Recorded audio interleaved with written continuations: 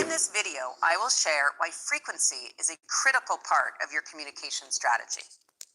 During the pandemic, global communications firm Edelman found that 63% of employees asked for daily updates from leaders, and 20% wanted communication several times a day.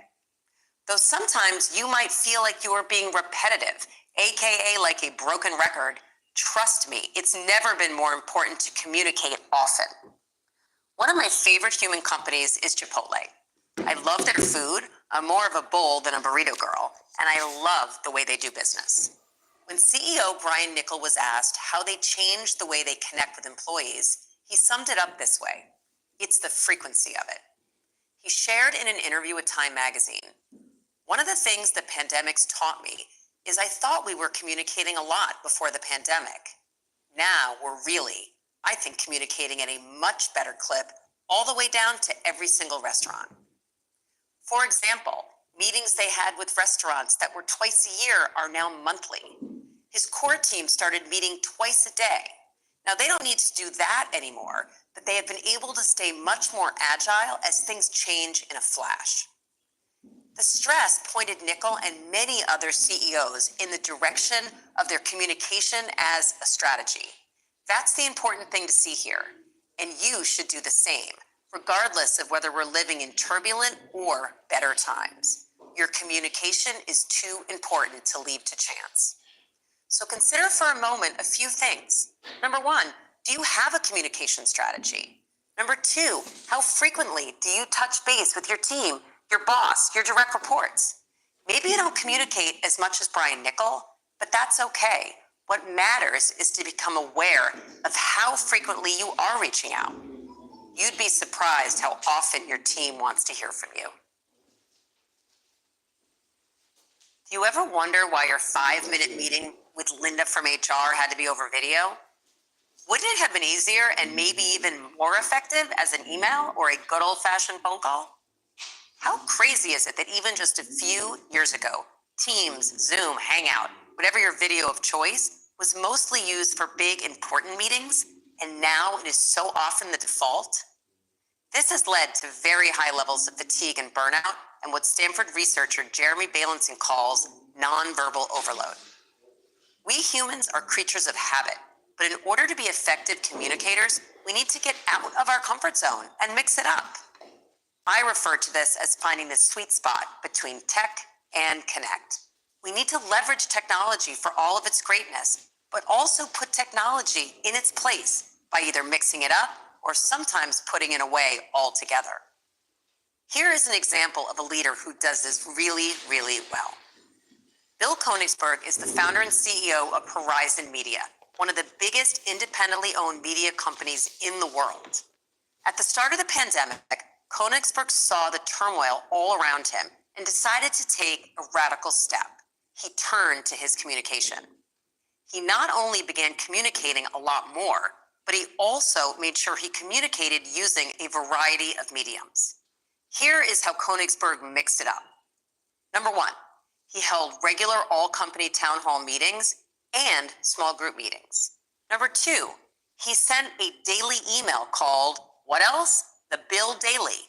This included business updates as well as personal updates, and people got to know him as a human. Number three, Koenigsberg held daily video calls for anyone celebrating an anniversary.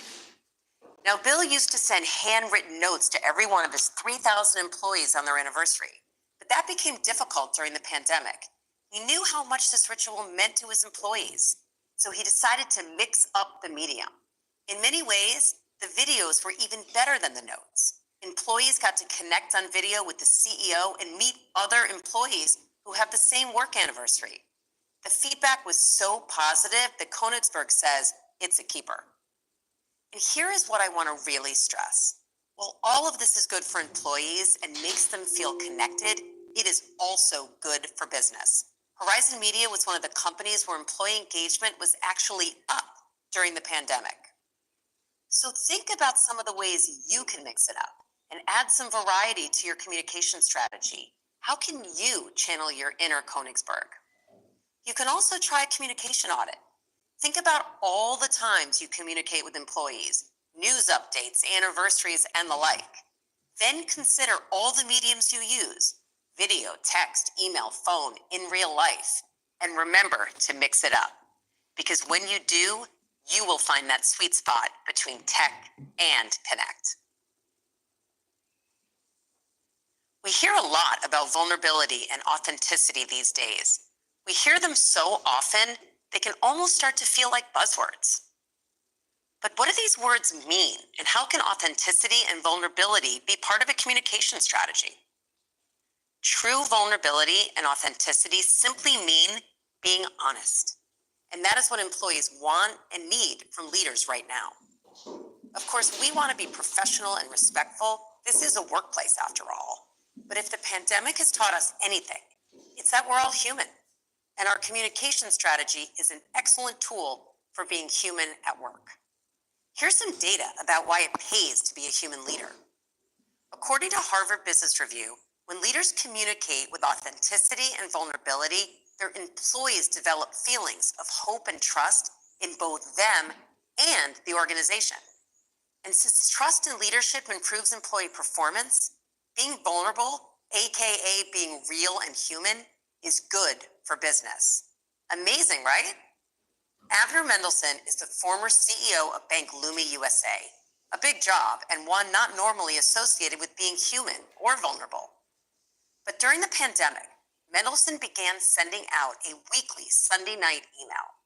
Yes, the email had business updates and logistical information, but what made it really special was how honest he was. He talked about how he longed for the freedom and diversity of normal life.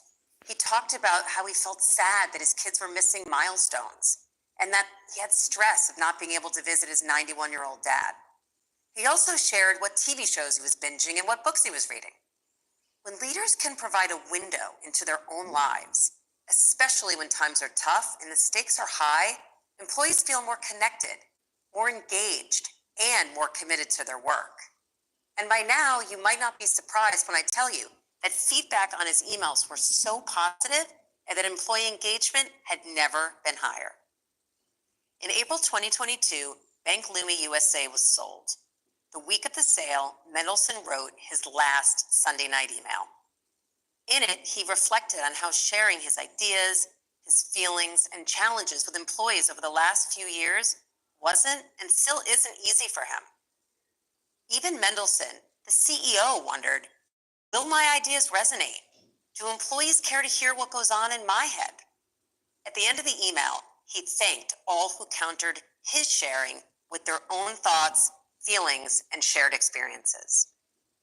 So, take a moment to reflect on a time when you took a risk and sent a communication to someone with a little more of you than you might have felt comfortable with, and what happened. What was the impact?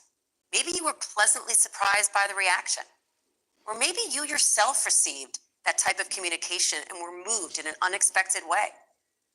Next, consider how and when you communicate with your team, your boss, your direct reports, or even your clients and customers. How might you edge toward adding a little more of yourself? Start slowly and see how people respond. Remember, all true vulnerability requires is honesty.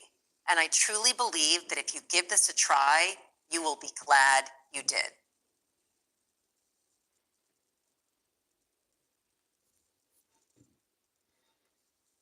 We hear a lot about vulnerability and authenticity these days.